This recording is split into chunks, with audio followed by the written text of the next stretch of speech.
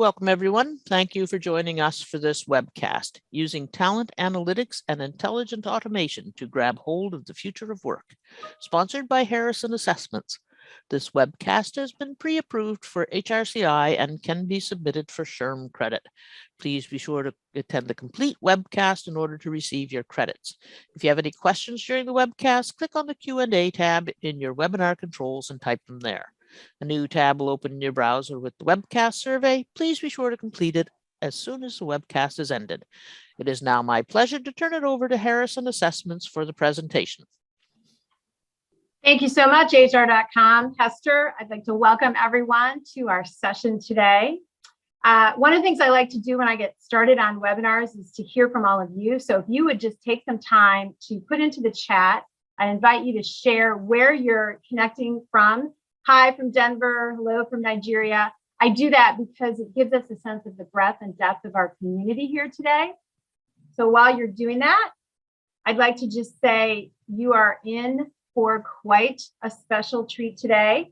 I've had the pleasure of working with both Gretchen and Teri separately, but now today we're all here together.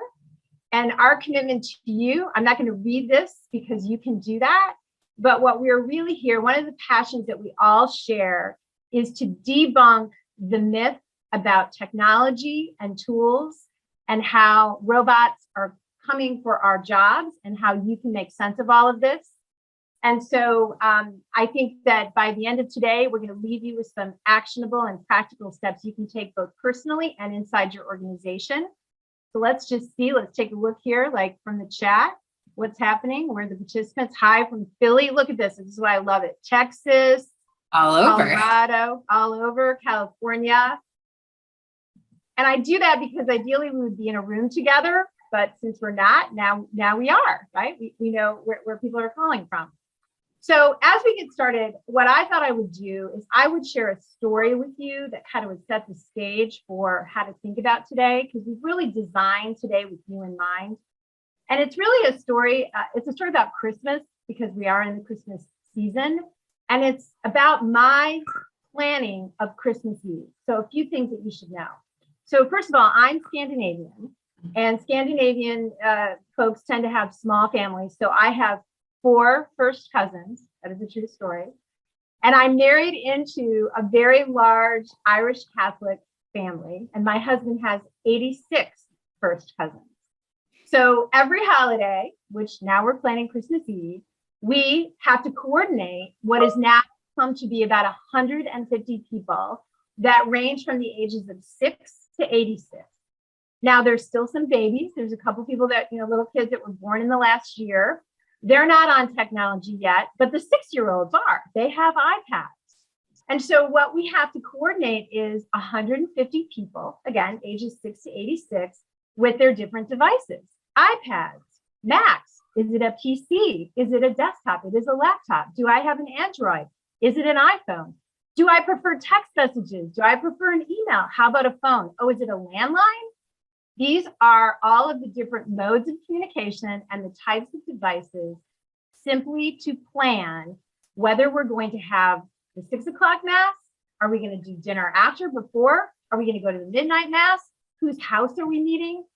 So I can only, as a Scandinavian, how I handle it is I just host. And I say to people through all the different modes of communication, come to my house starting at 4 o'clock and we'll figure it out. Now, I tell that story because it's a game of telephone with multiple devices and different ways that people like to receive their communication and how they like to respond.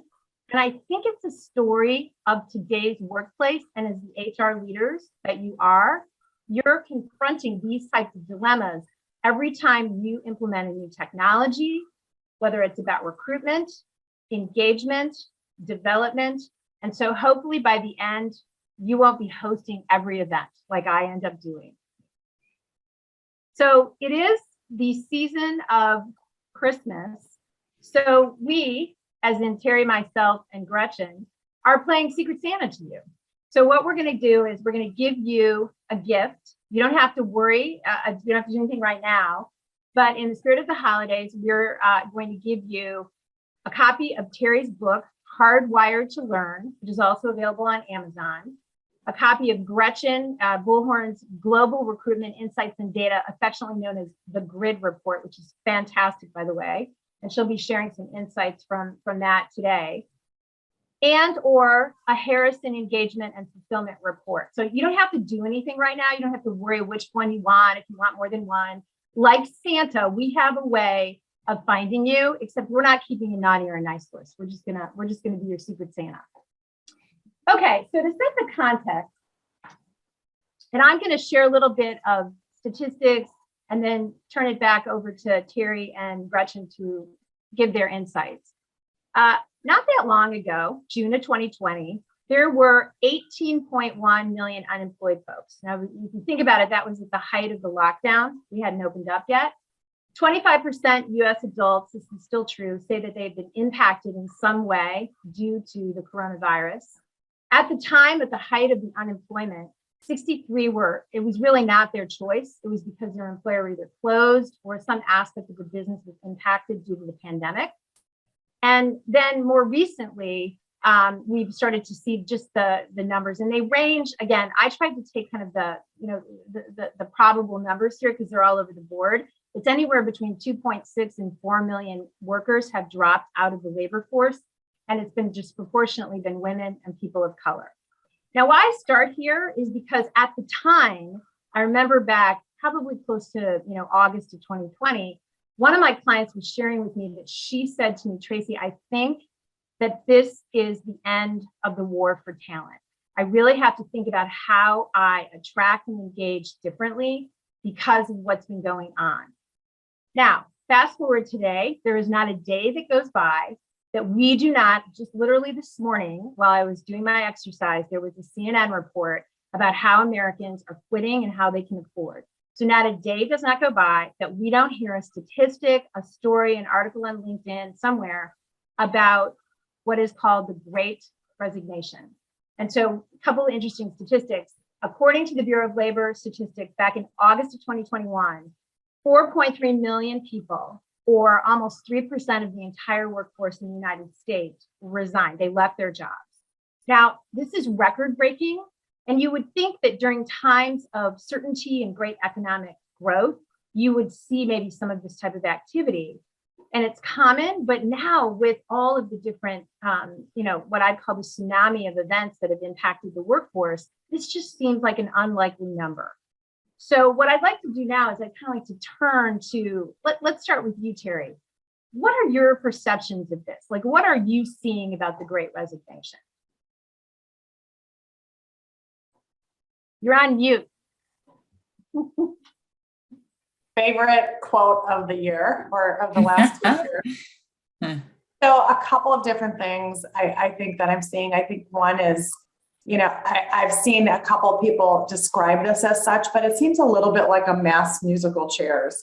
And so some of this is everybody having stayed put for a year, hunkered down and felt sort of safe and grateful for their jobs while some people were losing their roles. And then as we kind of come out of the pandemic and into sort of a recovery, people are moving.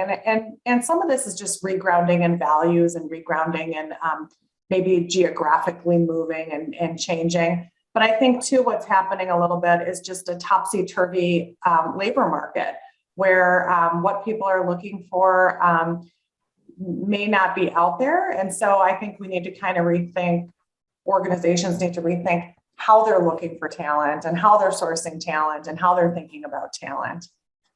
Yeah.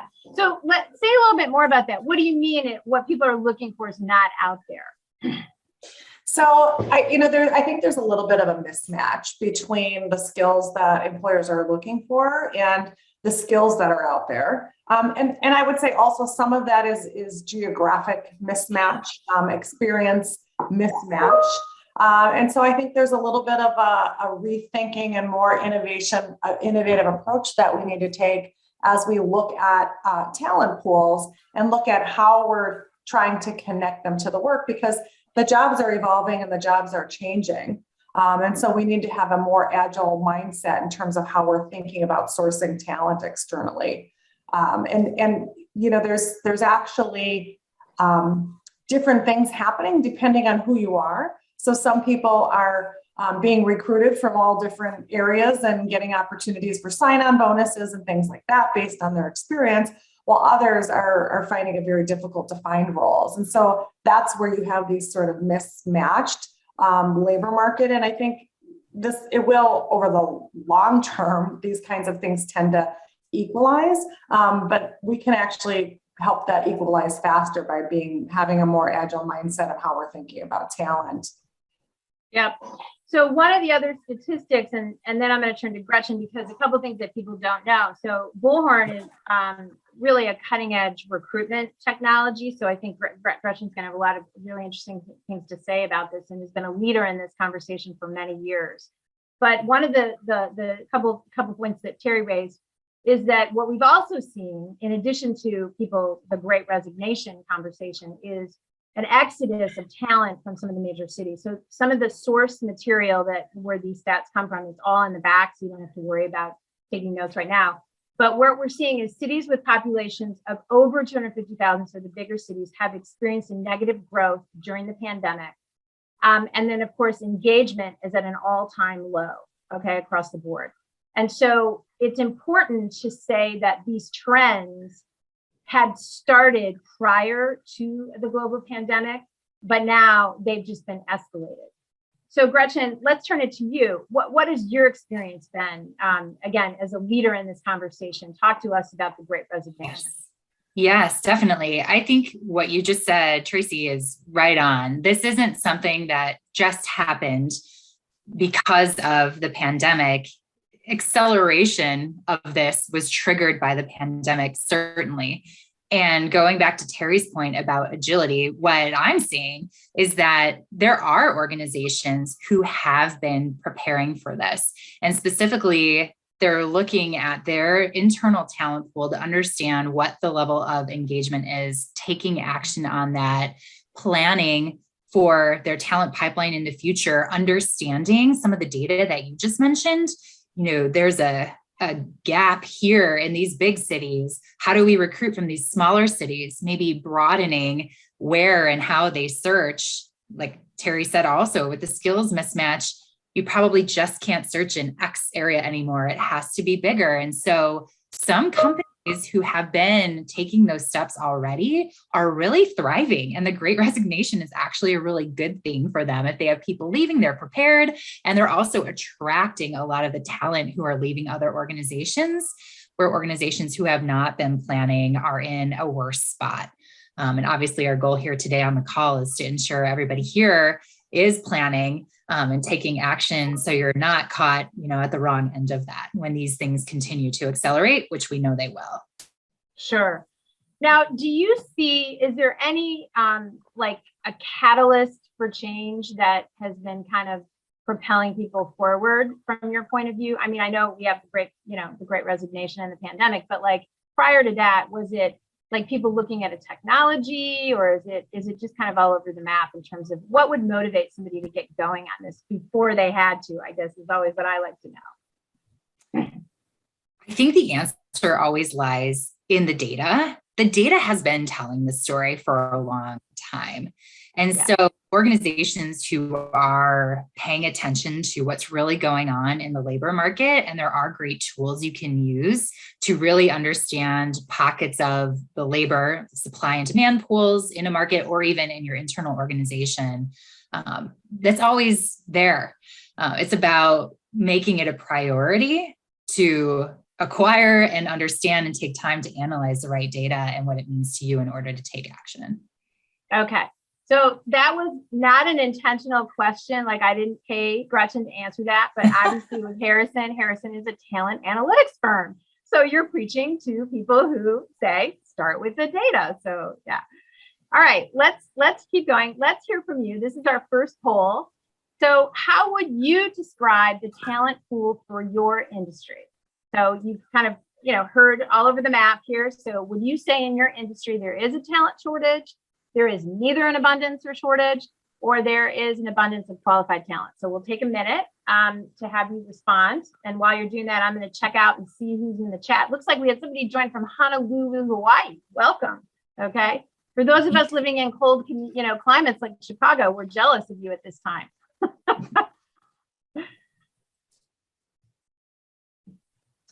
Okay, so we'll close it out here. Looks like this is interesting. So what we're seeing here is there is, according to the people on the poll here, on the call, there is 72% say there is a talent shortage, 21% say that that's neither a shortage or an abundance, and then 8% say there is an abundance. So we always want to know who those 8% are. We don't have time for that today, but okay. So Gretchen, does this kind of mirror some of the results that you've seen at Bullhorn? Because I know this is part of one of the things that you look at. Yes, I think these ratios here look very similar to the grid data, Tracey, that you mentioned at the beginning of the call. And there are some pockets, right? If you're in the right area recruiting for the right thing, there certainly can be an abundance of qualified talent. It's just really understanding where your pockets of abundance and shortages lie. Yep. Okay, very good. Yeah. All right, we're going to move to the next conversation here.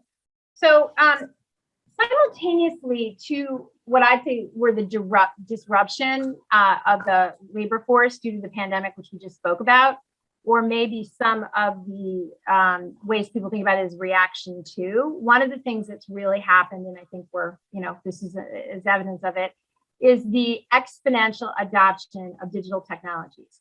Now, it's important to say that Gretchen and I have been talking about technology, HR tech, AI tools of this sort for close to 2 years before the pandemic. And what we have seen, again, the trend had started pre-pandemic, but that there's just been a plethora of venture money funding these new technologies. And employers are really looking, all of us, I think, in addition to like attracting people, but it's also once I get them, how do I engage with them? What do I do to retain them? How do I use different platforms to upskill? And really, one of the things that I would say that's been a silver lining of the pandemic is employees and organizations never would have had the opportunity, in my personal opinion, to really become so clued into these modern technologies. It's why we started with the Alexander Levitt quote. If we hadn't had the necessity to really do so. And I love this picture because I think this is really a pretty typical way for all of us now to be working. So here's some of the trends that we're seeing. This is from Crunchbase, just to kind of talk about, what I was talking about. Again, it had started pre-pandemic, but what you can certainly see between 2017 and 2021 is it's double the amount nearly, right? And what's interesting too, and by the way, again, the source document is in the back. If you're a geek like me, you're going to love looking at these numbers, is that the deals are getting bigger. Okay, so it's not just, these kind of peripheral technologies, but the HR tech space is being, really funded quite robustly. So I'm going to turn to Gretchen in just a second, but what I wanted to do here is kind of call out what are some, there's ways of saying, well, HR tech, but what are we talking about? And one of the interesting things that I've seen is no matter the size of the organization, whether you have a dedicated HR staff or not, people are adopting different technologies and sometimes multiple technologies. Even if you're just 20 people, you may outsource it to another entity, but you have an onboarding tool. You use assessments. You also have a workforce tracking tool. You have an ATS. And so these are really important distinctions to kind of understand, like, how do these all work together? So Gretchen, I'm going to turn to you because you and I were talking, we had a really interesting conversation about the cost of not kind of standing and looking at data. So let's keep unpacking that data conversation. Okay, so share with us the kind of the cost of not knowing what you have from a data point of view. Yes, to be bold, the cost is millions of dollars. And what I mean by that is that companies every day are paying again and again and again to attract the same talent that they likely already have in their database. And in previous roles, I've worked with organizations to take information from public databases like a Career Builder or a Monster and refresh the data they have in their own database. And the reason they do that is because in doing some data polls, found that about 30 to 40% of the candidates they have in their database are in this public database too. So I can't tell you how many times, I see someone just go ahead and post a job for a rec they have open because that's just the first thing they do instead of looking at their own database. And when they do look at their database, they are amazed and surprised by what is actually there. It's easy, right? Just to go post the ad and get a bunch of people coming in, but you can't do that anymore because you may not get the volume of folks you need for that role. You may not, back again to Teri's point, get the skills that you really need. If you understand what's in your database first, then you can be very strategic and focused about where you post, when you post, and save a whole bunch of money because those types of recruitment tools are not cheap. Yes. So Teri, let's hear your point of view. So we had, Gretchen's, she's in charge of the technology, but you implement these, like probably a lot of these, okay, and have over the course of your life. So let's hear your perspective on it. Yeah.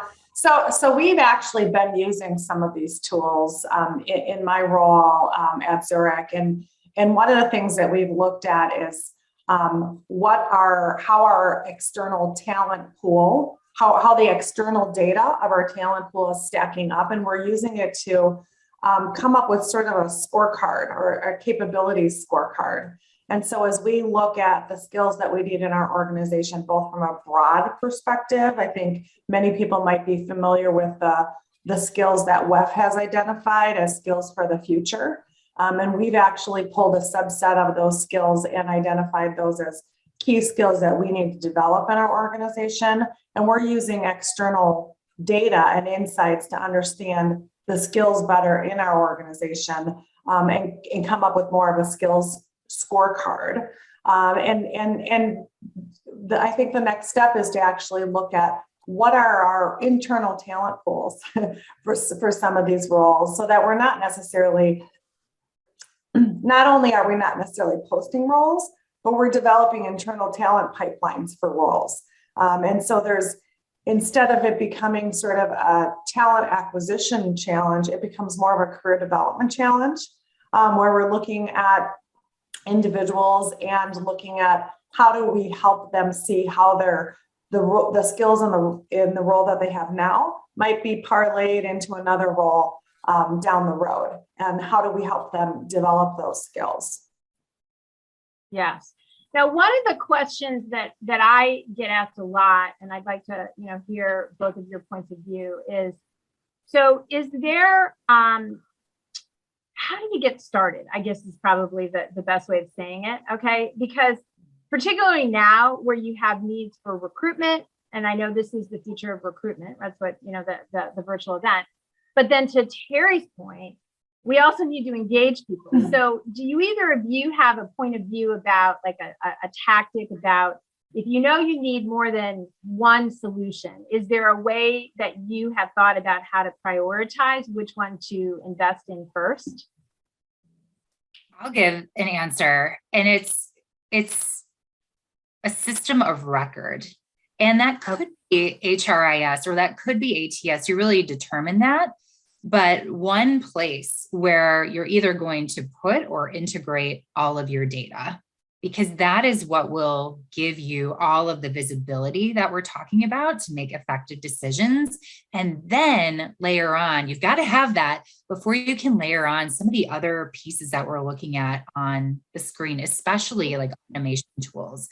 None of that is really going to work or be as effective as it can for you if you don't have, a handle around your data and have that all in one place or integrated into one place. Okay. So then if you're looking at an HR technology, for example, that would be a critical question to ask. Help me understand the system of record. How do the integrations work? Right? Yes, absolutely. Yes. Okay. Right. Yeah. Is it going to sit over here on the side and this data is not going to connect with this data? If the answer is yes, I would certainly dig in deeper to understand how to make it work, or maybe it's not the right solution.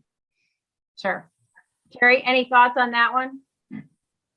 Yeah, so it's interesting. So I think there's a certain amount of idealism and a certain amount of pragmatism.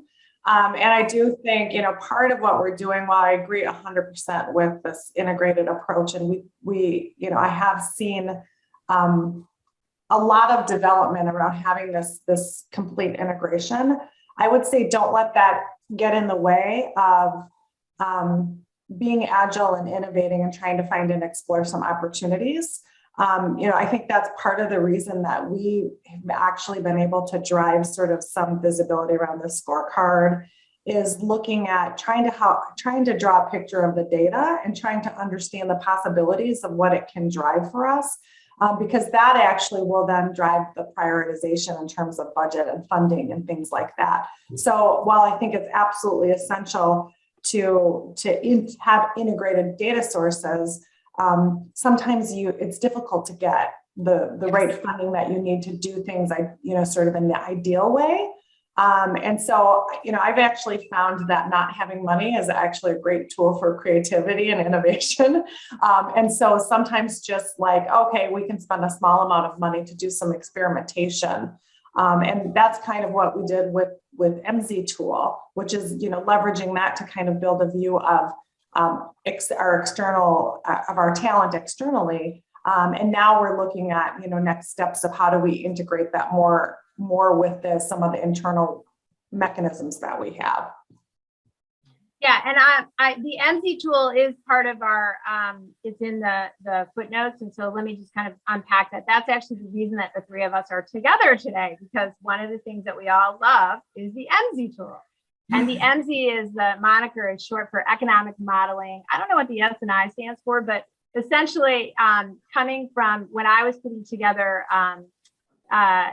working with Dr. Dan Harrison on his book about adaptive capacity, I started to do research about this. And they have a great piece on this whole thing about the Great Resignation. And then I found all these cool tools, and I found out Teri and Gretchen. So if you haven't had a chance, definitely, I think MZ is a good place to start. But with that, there's a couple of questions in the chat, which I'll speak to, but let's open up the next poll. So let's get to the next slide here, which has to do with you. Okay, so we're talking about how do you get started, and these are some of the technologies. So if you were, let's see, okay, how has COVID-19 and its aftermath changed your approach to digital transformation? So you just heard kind of both points of view. You're more likely to adopt a digital transformation, less likely. It has ramped up your existing digital transformation and slowed it down. I'd like to know who that is, who slowed it down. It hasn't changed much. And while you're filling that out, I'm going to take a couple of questions on the chat here. Yes, I think we are going to be sending the grid out to folks. That was one of the questions I saw. And then there was a question that I think we'll speak to just in the next couple slides about skill sets. Okay, that's where we're going, about how does it differ when we're talking about the Great Resignation with skill sets versus, when we're posting. And then there's somebody that agreed vehemently, it sounds like with you, Gretchen, that just to post to these career sites is not necessarily the best use of one's time nor efforts. Okay. All right, here we go. So 42% more likely to adopt, only 3% are less likely. It has ramped up our existing digital effort, 44%. It has slowed down our existing digital, so 6%, and it hasn't changed much. Okay. So Gretchen, let's turn to you, because I know this is part of like some of the things you look at. Is this like consistent with what your research shows, or is it an outlier?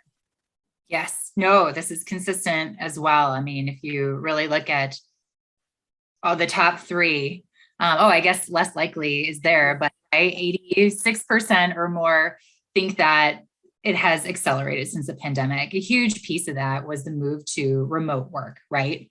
Like yes. Organizations just naturally or urgently needed to use the technology they already had in place, which really exposed some gaps in that technology. And things that companies were moving on have certainly accelerated. I think Teresa in the chat, just said something else that I think is right on. The workforce has really adapted to this well. And some organizations now are just slow to come on and provide the tools that their workforce is ready and willing to use.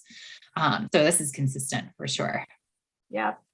And so I think if there's any message that we have as the three of us is, you really have got to respond to your workers, right? Because, to that point, just my conversation about Christmas Eve, we all have the ability to do things that we didn't, 2 years ago digitally. And so I think that there's this expectation that people have within the workplace that you should be adopting as well. So, okay, let's keep going. And then I'm going to turn to Teri to talk about some ways to get started. So there's a few things that I think are important to highlight here, which is there is good news here. And I think you just started to unpack that. Thanks, Teri, in the chat. And then Teresa and then Gretchen, is that, people are increasingly seen as a competitive advantage, particularly I think remote work made that more obvious. And along with that, I do hear people, there is now a lot of research that I'm seeing on employee experience as a central premise of one organization's competitive advantage. It's no longer that kind of nice to have. So that whole conversation about talent management folks getting, and HR folks getting a seat at the table has really, I think, gone in a different direction.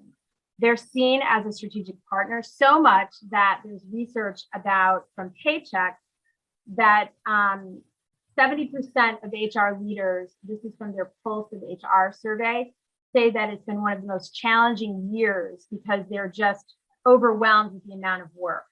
And I think that the key to that is that they have to upskill their talent themselves, data literacy, understanding how to implement these tools while having to be responsible for the employee experience. So Teri, can you speak to that? As somebody has hopefully, this has been something that has, I think, helped L&D folks, right? Is that employee experience is no longer like, hey, we're not going to do that. It's like, how fast can we get things done, right? Has that been your experience, or it seems like it has been, but talk to us about your point of view. Yeah, I think so. I think increasingly, and I do think the pandemic has accelerated this view, but increasingly our view of talent is changing and evolving. And we no longer can think of talent as sort of replaceable, and so I think that, and also I think the talent is changing and evolving too in terms of what they're demanding from the companies that they work for. And so I think as we develop leaders in our organizations, one of the things that we've all been thinking about is how do we change our mindset around how we think about people and how we think about the experience. And so we think about people as this resource that we're responsible for developing and growing and providing a sense of well-being, and really about creating environments where people thrive and grow and develop. And so the mindset around talent, thankfully, is changing. I think it probably needs to change more. I think we don't always, I'll talk about in a little bit, we don't always make the right trade-offs around talent, but it is becoming increasingly compelling. I think there's a compelling reason to develop our talent, and everybody sees that now. I think there was a time in the big early parts of my career where you had to convince people of that, and no longer as a head of L&D do you need to do that. In fact, there's more demand for development than ever before. So it's really changed, and it's really been evolving, and we see people differently. Yeah. Well, I think that I'm going to move ahead here to this slide when we're talking about intelligent automation. So what I think, and this is a Harrison point of view, I think that is unique to the marketplace, but hopefully what I'm getting from just the trend, it won't be as unique in this time next year based on what you're saying, which is part of the ways that you shift of thinking about your talent is to create what at Harrison we call a mutually beneficial employee value proposition. And I think I've heard it in Gretchen speaking, I've heard it in you, Teri, particularly, which is it's not just about what the company offers. It has to be an equal exchange about what do I need, what about my expectations, but more importantly, then checking back in to see if they're being met, if it's fulfillment. There's that other, the two sides of the coin. They're not the same. Okay. And I think the past has been dominated with more of like a supply, like what does the organization provide? And then it's up to the employee to take advantage of it. Whereas now what I do hear and see shifting is that it's a two-way conversation. It has to be mutually beneficial. And people are voting with their feet. If it's not, to your point, it's people are leaving and going to the place where they do perceive that it is this two-way dynamic. So this is an actual copy of engagement and fulfillment expectations that the Harrison measures. And whether you use this or not, the point is the same, which is to kind of take where Teri is going, which is it has to be an exchange. It has to be a place where people thrive. And you can create the conditions, but you really need to have it, from the employee's perspective. So anything else you'd add to that, or should we just jump right into your infinite? I think this might be a good part, Teri, for you to start to talk about how to do that, right, with your mindset. Absolutely. And I think. Go ahead, Teri. Did you have a question, Gretchen, or a comment? Oh, no, I was just going to say, I think maybe before we jump into that, if we can quickly hit on the generational differences, because I think that just goes, right into what and someone actually hit right on this in the chat. Sabrina shares that they've ramped up their digital integration and innovation, but they realized they were missing potential people who, weren't comfortable with computers and needed to use something else. So we know that SMS, Joseph responded, also can reach certain people. And it's not just attracting talent, but it's also understanding everything we just talked about and how to provide a great employee experience. And back to what we said, understanding how your workers want to learn, how they want to be promoted, what they want, how to proactively give them what they want. You have to consider all of these individual age groups. And it's not just about this, right? We know that every person is so multifaceted. They're just not a baby boomer, but they're a baby boomer. And this is their role and this is their gender, right? There's a whole outline. So to consider all of those things to really deliver to them what means a great employee experience or candidate experience, talent acquisition experience on the other end. I mean, this is exactly what you described in the beginning, right, Tracey? The 86 to 6. How do you account for all of the different preferences and needs of these folks? So I just thought this was interesting data that hit right on our point.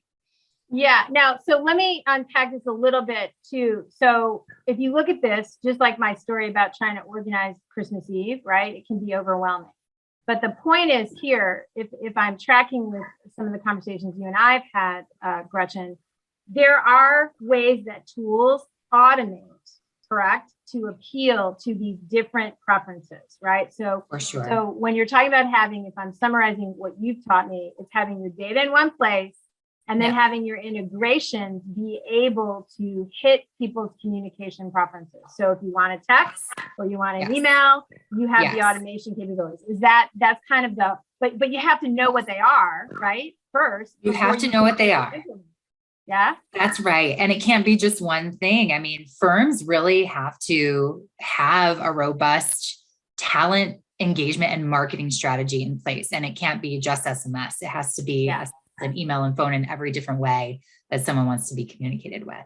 Right on. Okay. Yeah. And I think sometimes we make the mistake of wanting to be communicated the way we want to be communicated. And we think everyone else has like a preference for text messages, right? Exactly. Yes. Yeah.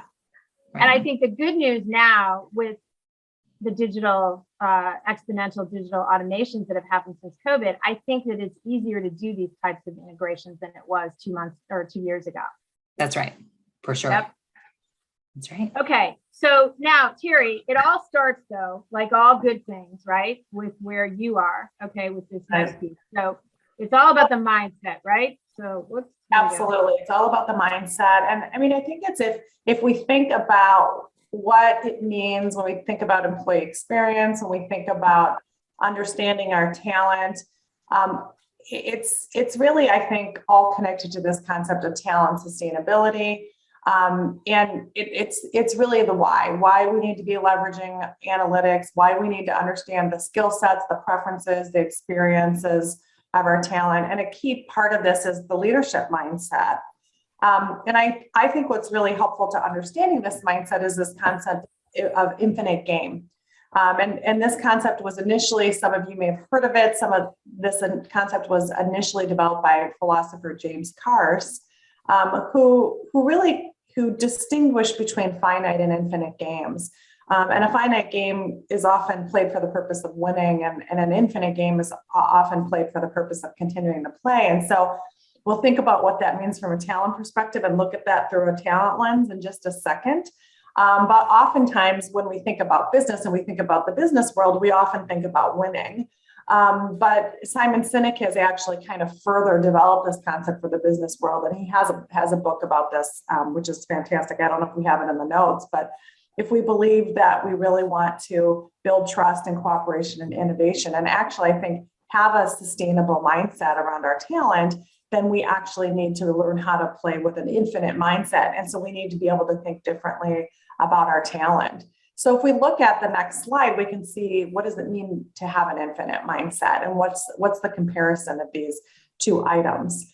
And you can see, basically with a finite game, there's fixed rules, there's a clear endpoint, there's winners and losers. And if you think about talent, certainly we do think about our talent in the concept of having winners and losers. We think, oh, we're going to maybe poach the talent from elsewhere. But if you think about it, there are no fixed rules. There is no clear endpoint.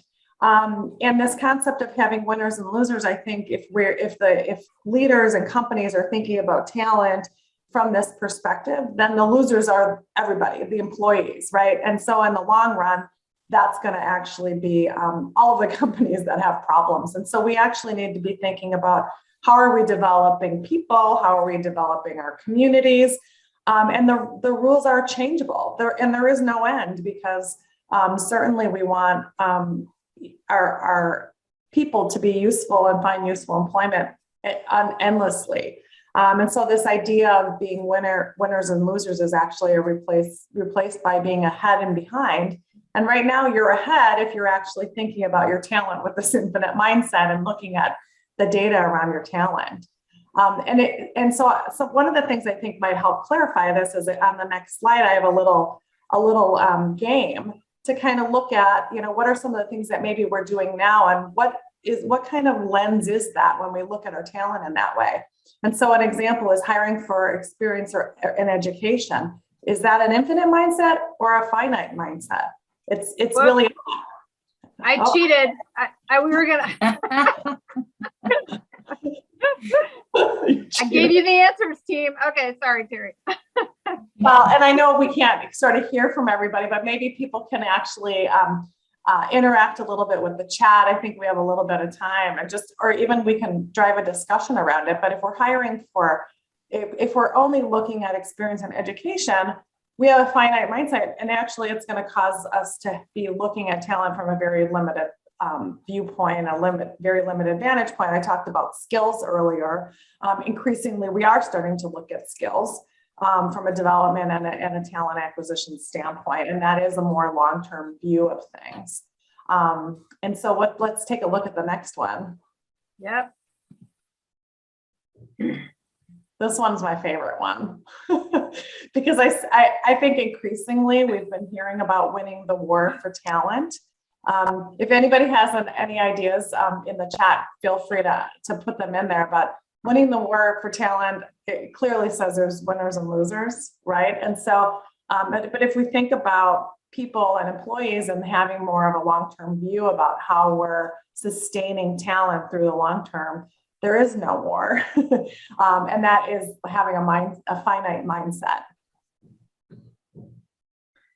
And the next one, ensure focus on development skills, on durable skills. This one probably gives away the answer in durable, because that kind of points at this idea of having an infinite mindset, which is really looking at how do we make sure that we're developing our employees for the future. I talked a little bit at the beginning about the WEF skills for the future.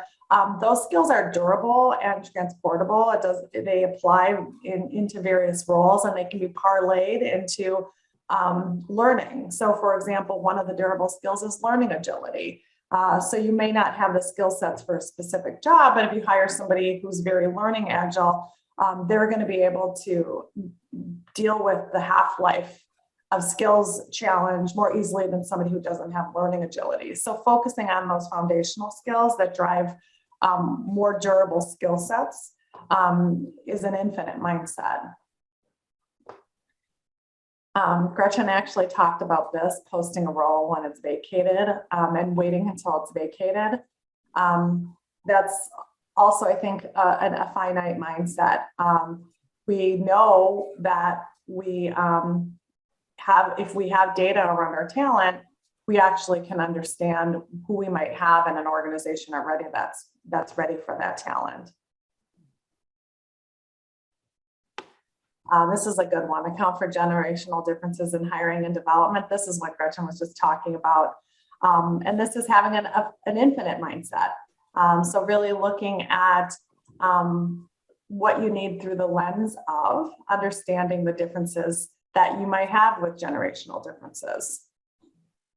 So can we, let's unpack, I think, the last two a little bit for the folks on the chat, because I know you both have really great ideas. So post for a role when it's vacated. Okay. So how would you think differently? How would you think infinitely about that? Okay. As opposed to, let's think about that one. Okay. Because these are really, remember we said we're going to give you actionable things. This is a real actionable item for people to take back. So let's give some tips here. How would you have an infinite mindset about that? Well, and I'd love for Gretchen to chime in with some details around how she thinks about it too. But I think, if we're waiting until a role is vacated before we start to post for it, and we're thinking, and we look at the fact that there's a half-life of skills, and the skills are always changing, we're going to find ourselves in a position where we're always sort of reaching out for that next piece, not knowing who we might have in the organization that already has those skills. So if we have a more infinite mindset around how we're acquiring talent and how we're looking at how we're going to ready talent for the roles that we're in, we're actually, we have an understanding of our existing talent pools, whether they're internal or external. And we have an understanding of what the skills of those internal and external talent pools are. And we have mechanisms in place then to develop that talent and ensure that we're cultivating those skill sets rather than sort of waiting until we need to hire somebody for a role. And I would say this is not only when a role is vacated, this is also as we're developing new roles, because jobs are changing and jobs are shifting, and the expectations of those jobs are really changing rapidly. I mean, we are seeing job profiles change, and how humans interact with automation means more critical thinking skills, more communication skills, more learning agility, more analysis skills. And so all of those things lead us to believe that if we wait until we actually need the role to actually go look for it, it will feel like a war for talent. It will feel like that. But if we're thinking more thoughtfully about how are we developing the talent pools that we need and developing the skills among the talent pools, we won't actually be in a position where we have to be reactive, and we're being more thoughtful and proactive about how we cultivate the talent. Yes. And that's what Teresa just said in the chat about, the tendency to panic and just, hire anyone. So Gretchen, your thoughts on this, because I know this is near and dear to your heart. Yes. Yeah. I don't have too much to add to what Teri said. I think she shared exactly what you need to do to make sure you're proactive and not having that panic moment and then accidentally hiring the wrong person, because you have to get a butt in a seat, as we call it in our organization. I think maybe the only thing I would add is thinking through how you can make recruiting a habit for everyone in your org, because it's not just talent acquisition's job or HR's job to help identify people, whether they're internal talent or external talent. How can you get everybody leveraging their network, both internally and externally, to understand well in advance who, is a fit for certain positions, or just having the groundwork, warming up conversations, so you're never left with an empty pipeline. It's not easy to do, but there are even ways I think you can gamify it and really get it into the water and put the power out at the edges of your organization. So it's everybody's, everyone's accountable for having that robust talent pipeline. Yeah. Okay. Yeah. We all love games, right? Okay, Yes. here's the last one. Sponsor a university degree program. Yeah, so I actually put this one on here because I saw a situation where there was a company, and I won't say the company's name, but they were sponsoring a university degree program. And I thought that was a little bit of a depends. And I thought in the specific example that they were using it was really about promoting the brand and promoting the name.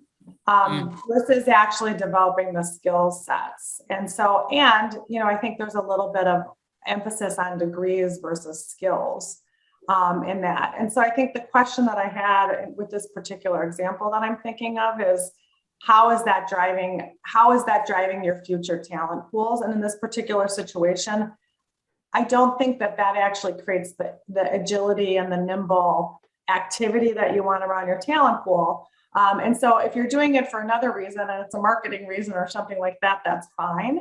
But I think the depends part is, what is the intent, and how does that intent line up with creating a possible talent pool? And so you might actually sponsor a university degree program if you're looking for, I'm just going to use the example of underwriters being in commercial insurance. If you're looking to build more underwriting talent, that would actually be an infinite mindset, as you're actually reaching out into the pipeline, into the marketplace, and sponsoring and helping fund to develop the talent.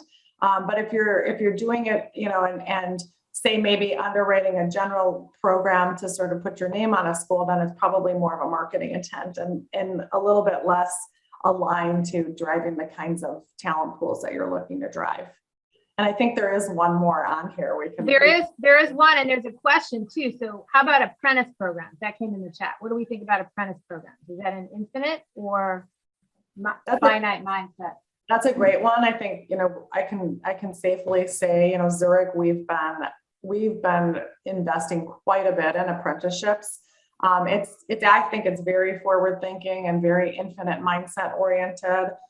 We're thinking long-term about talent pools. We're reaching out to people who are very, very early on in their careers, and even before they even start their careers, and bringing them into apprenticeship programs. And not only is that enabling us to build future talent pipelines for all of our business units, and all of the sort of high demand roles that we're looking for and critical roles that we're looking for, but we're actually also able to think about it through the lens of, how are we building our communities? How are we building diversity? How are we supporting economic mobility, and things like that? And so I think apprenticeships are a great example of an infinite mindset, and probably one of the better examples of how companies and leaders can think about building long-term thinking around their talent pools. Yeah, that's a good question, Brandy. Okay, and then the last one, to your point, and this is for Gretchen. Okay, only recruit in a local market where your company is headquartered. So, we know remote work is here to stay. Yes, some companies are reluctant. So, Gretchen, talk to us about this. Is this infinite or finite mindset? Yes. Well, I think this one is a bit obvious, and we talked about it earlier. This one is certainly finite. There may be some cases, right?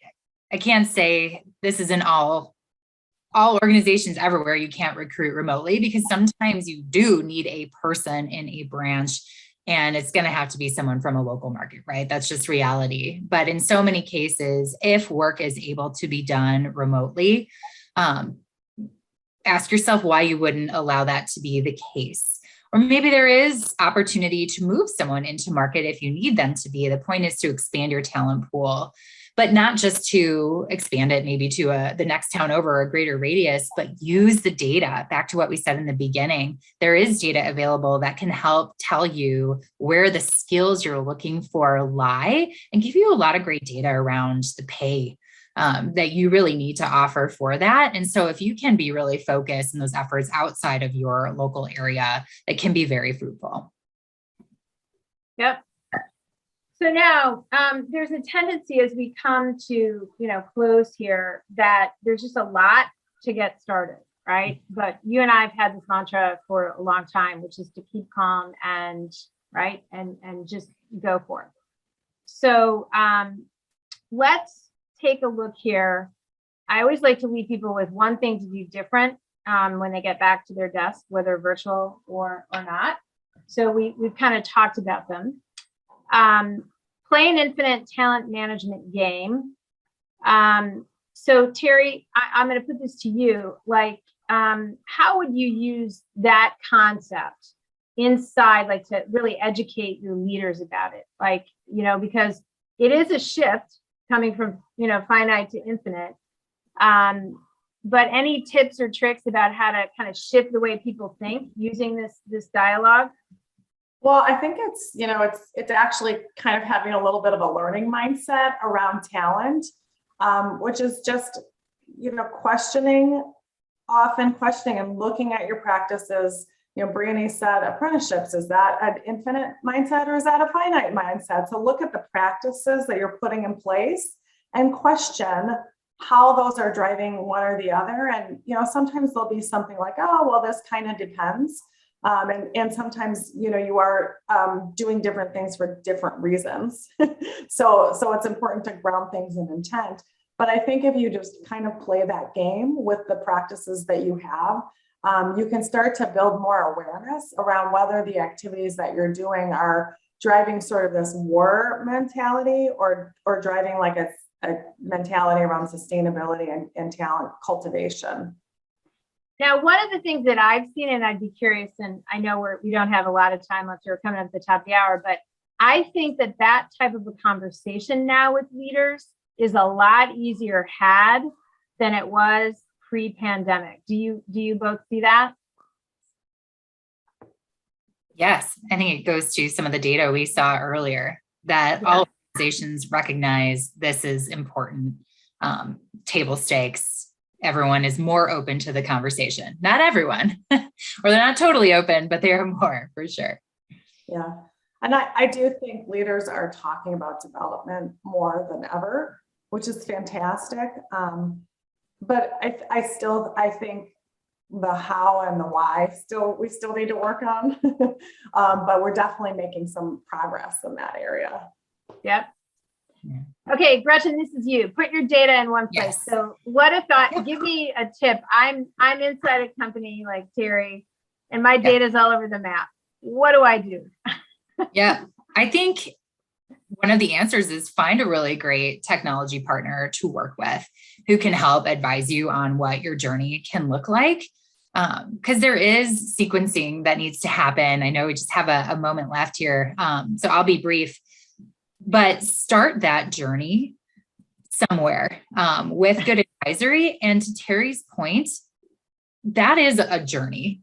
Don't wait to do other things while you're doing that. It's like, what can you do in parallel so that you're moving to the ideal place with your data, but trying on all these other things or starting other initiatives as well. Okay. And then, of course, the last one is, I think we've talked about it, create a mutually beneficial relationship. It's no longer a one-way street. And with that, I think that we're at the top of the hour. A couple things. Here's for your reading pleasure. I said you can see we put a lot of research into bringing all these different topics. We've asked questions one way. Here's Teri's Hardwired to Learn. You can link in with both Teri, Gretchen, and myself.